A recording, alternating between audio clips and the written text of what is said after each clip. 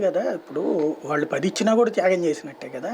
అవునా? అంతే కదా. ఇప్పుడు వాళ్ళకి రెగ్యులర్ గా ఉండేటువంటి నాయకుల్ని పక్కన 10 కూడా పెట్టి ఇవ్వకపోతే ఇంకా పొత్తు ఎందుకండి ఇంకా? నేను అనేది అసలు ఇప్పుడు ఆ లెక్కనైతే భారతీయ జనతా పార్టీకి ఎన్ని ఇచ్చారని 14 అని చెప్పి ఇచ్చి చివరికి 10 ఇచ్చి అదే 13 ఇచ్చి అందులో మళ్ళీ ముగ్గురిని తీసుకెళ్ళి నామినేషన్లు వేయించారు.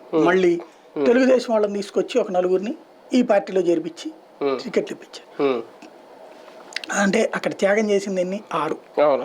ఆ 6టికే వామ్మో మేము చాలా చేసామని చెప్తారు. ఇప్పుడు అక్కడ ఉన్నటువంటి వాళ్ళు బీజేపీ వల్ల మేము నష్టపోయామని చెప్పేవాళ్ళు కూడా ఉంటారు.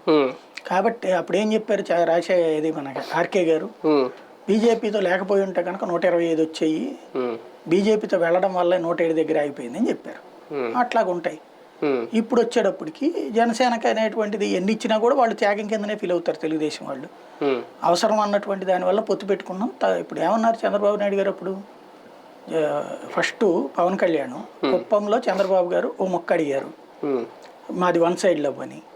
దానికి నేను రెడీ, కాకపోతే నాయకత్వం నాకు అప్పచెప్పండి అని చెప్పాడు. నాయకత్వం నేనే వహిస్తాను, మేము త్యాగాలకు సిద్ధం,